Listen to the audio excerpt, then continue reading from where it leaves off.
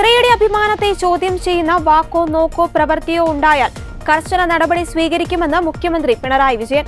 എല്ലാ പൊതുയിടങ്ങളിലും സ്ത്രീകൾ സുരക്ഷിതരായിരിക്കണം. അവിടെ തെറ്റായ നോട്ടമോ തെറ്റായ രീതികൾ സ്വീകരിക്കലോ ആരുടെ ഭാഗത്തു നിന്ന് ഉണ്ടായാലും കർക്കശമായി നിലപാട് സ്വീകരിക്കുമെന്ന് മുഖ്യമന്ത്രി പറഞ്ഞു. എല്ലാ പൊതുയിടങ്ങളും സ്ത്രീകൾ സുരക്ഷിതരായിരിക്കണം. അവിടെ തെറ്റായ നോട്ടമോ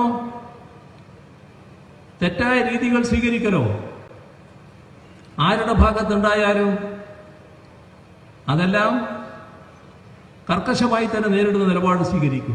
നടി ഹണി റോസിന്റെ പരാതിയിലും മറ്റും സ്വീകരിച്ച നടപടികളുടെ പശ്ചാത്തലത്തിൽ കൂടിയാണ് മുഖ്യമന്ത്രിയുടെ പ്രതികരണം. ആലപ്പുഴയിൽ CPM ജില്ലാ സമ്മേളനത്തിൽ പൊതുസമ്മേളനം ഉദ്ഘാടനം ചെയ്യുകയായിരുന്നു മുഖ്യമന്ത്രി. തൽക്കാലം കുറച്ച് സീറ്റും വോട്ടും ലഭിക്കാനായി UDF വർഗീയതയെ കൂട്ടുപിടിക്കുന്നുവെന്നും പിണറായി വിമർശിച്ചു. തൃശൂരിൽ BJP വിജയിച്ചത് കോൺഗ്രസുമായുള്ള ഡീലിന്റെ ഭാഗമായാണ്. 2019 ലോക്സഭാ തെരഞ്ഞെടുപ്പിൽ തൃശൂരിൽ കോൺഗ്രസിന് കിട്ടിയ 86,000-ഓളം വോട്ടാണ് 2024 BJP സ്ഥാനാർത്ഥിയിലേക്ക് മറിഞ്ഞതെന്നും മുഖ്യമന്ത്രി ആരോപിച്ചു. UDF, ജമാഅത്തെ ഇസ്ലാമിയും SDPI-യുമായി അടുത്ത ബന്ധം പുലർത്തിയിരുന്നു. ലീഗിന്റെ കാര്യങ്ങൾ അവർ തീരുമാനിക്കാവുന്ന അവസ്ഥയിലേക്ക് കാര്യങ്ങൾ എത്തുന്നത് ലീഗും ചിന്തിക്കണമെന്നും പിണറായി വിജയൻ പറഞ്ഞു. താൽക്കാലിക ലാഭത്തിനു വേണ്ടി ജമാഅത്തെ ഇസ്ലാമിയെയും SDPI-യെയും കൂടെ കൂട്ടിയാൽ തകർച്ചയായിരിക്കും ഫലമെന്നും പിണറായി വിജയൻ പറഞ്ഞു. അതിനിടെ ഹണി റോസിനെതിരായ അധിക്ഷേപ പരാമർശത്തിൽ രാഹുൽ ഈശ്വറിനെതിരെ വീണ്ടും പരാതി.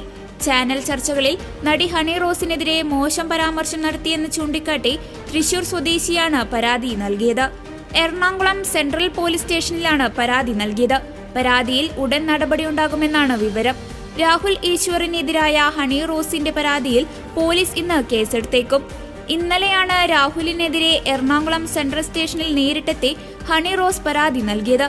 അതിനിടെ രാഹുൽ മുൻകൂർ ജാമ്യത്തിനു വേണ്ടിയുള്ള നീക്കങ്ങൾ ആരംഭിച്ചു.